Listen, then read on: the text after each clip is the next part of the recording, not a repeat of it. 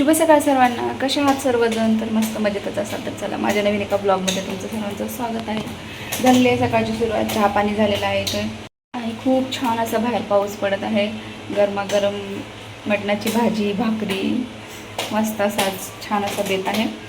तर चला मला आज 2 भाज्या बनवायच्या आहेत. मटणाची पण बनवायची आहे आणि अंड्याची पण बनवायची आहे, कारण मी एकटीच खाते मटण त्याच्यामुळे. चला अंडे उकडेपर्यंत मसाला वगैरे काढून घेते, मटणाला फोडणी देते, शिजतं तोपर्यंत बाकीचं दुसरं आवरत. खूप छान वाटतं असा पाऊस पडतोय खरंच. अशा पावसामध्ये खरंच गरम गरम चहा आणि भजे एकदम भारी लागतं. खूप छान वाटतं. सुट्टी आहे ना आज शाळांना, त्याच्यामुळे निवांत आहे आज. काय एवढं घाई नाही स्वयंपाकाची, त्यामुळे म्हटलं चला निवांत आज. आणि मंगळवार पण आहे, चिकन मटण खायचा वार आहे. बनवूया आज काहीतरी स्पेशल. चला घेते बनवायला.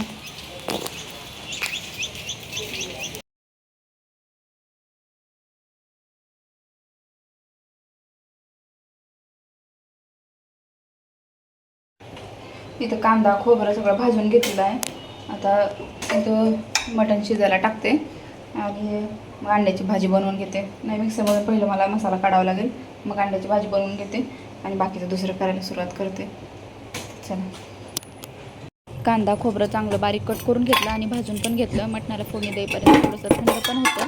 एक साईडला मटण शिजेपर्यंत माझं बाकीचं सगळं आवरून होतं. इथं थोडीशी हळद टाकून घेतली, मीठ टाकून घेतलं आणि मिक्सरमधून काढलेली आलं लसूण कोथिंबीरची पेस्ट पण टाकून घेतली. थोडीशी धना पावडर टाकली.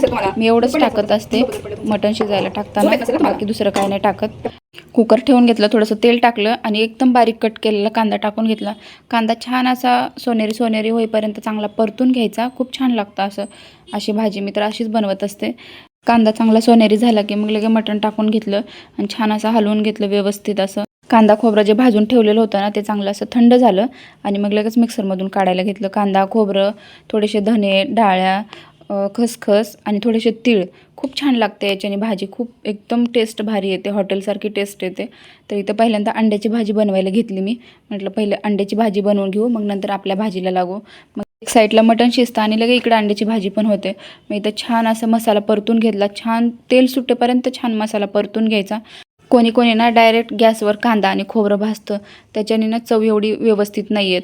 व्यवस्थित बारीक असं कट करून घ्यायचं कांदा खोबरं आणि तव्यावर चांगलं भाजून घ्यायचं. खूप छान लागतो तसा मसाला. आणि थोडंसं बाजरीचं पीठ पण टाकायचं भाजून.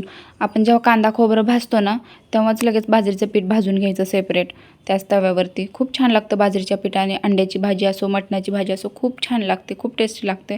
तर बघा इथं अंड्याची भाजी बनवून तयार झालेली आहे. अंड्याची भाजी झाली, इकडे लगेच मटणाची भाजी बनवायला घेतली. छान अशी वरतून कोथिंबीर टाकली अंड्याच्या भाजीवरती. मला खूप जास्त अशा भाज्यांवर कोथिंबीर टाकायला आवडतं. इथे झालेली आहे माझी मटणाची पण भाजी तयार. थोडंसं शिजू देते. थोडंसं शिजल्यानंतर मग लगेच भाकरी करायला घेते. इकडं अंड्याची भाजी, इकडे मटणाची भाजी. कोथिंबीर टाकायची बाकी आहे, कोथिंबीर पण टाकून घेते लगेच. छान झाल्यात ना दोन्ही भाज्या? नक्कीच कमेंट करून सांगा कशा झाल्यात. इकडे दोन्ही भाज्या बनवून झाल्या. इकडे कुकरला आता भात लावून देते लगेच, म्हणजे भाकरी करेपर्यंत शिजून जातं. छान लागतो इंद्रायणी भात, मला खूप आवडतो. मटणाच्या भाजीसोबत ना इंद्रायणी भात खूपच भारी लागतो. एकदम चिकट चिकट गरम गरम मस्त लागतो.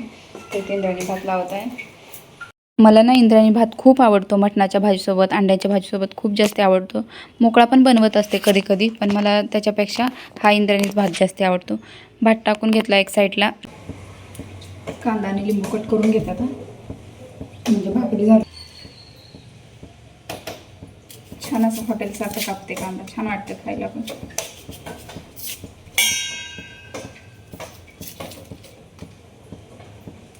गोल गोल.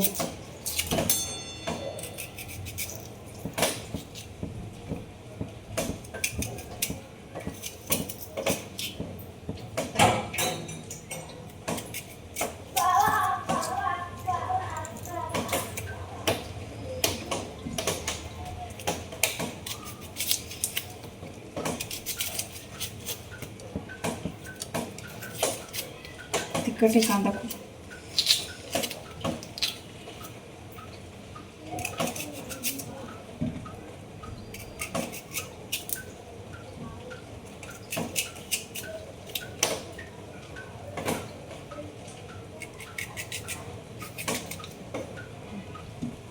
त्याला कांदा कापून छान असा गोल गोल कट केला. छान दिसतो पण ताटामध्ये. लिंबू बाकी मजाच नाही मटणाच्या जेवणाला कांदाशिवाय आणि लिंबाशिवाय.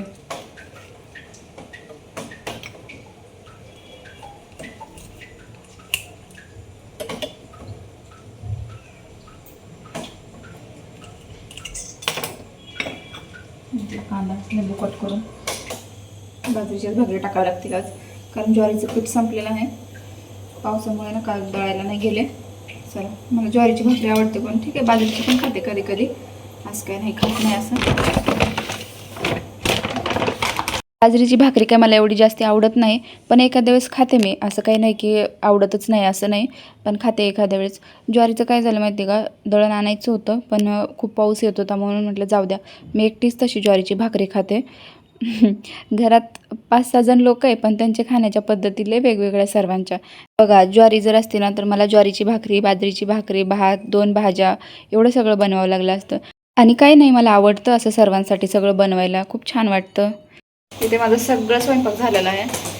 भाजी झाली, भात झाला, भाकरी पण झाली. इकडे आता जेवायला बसायचं आहे. 1:30-1:45 वाजत आलं. सगळं वेळेत झालं, लवकर झालं असतं पण एवढं लवकर पण जेवायची काही सवय नाही ना आम्हाला, त्याच्यामुळे मी काही नाही, हळूहळूच केलं स्वयंपाक. असं काही नाही एवढं घाई केलं असं. तर झालेलं आहे वेळेत सगळं. तर चला बसते आता जेवायला मी. या तुम्ही पण सर्वजण जेवायला.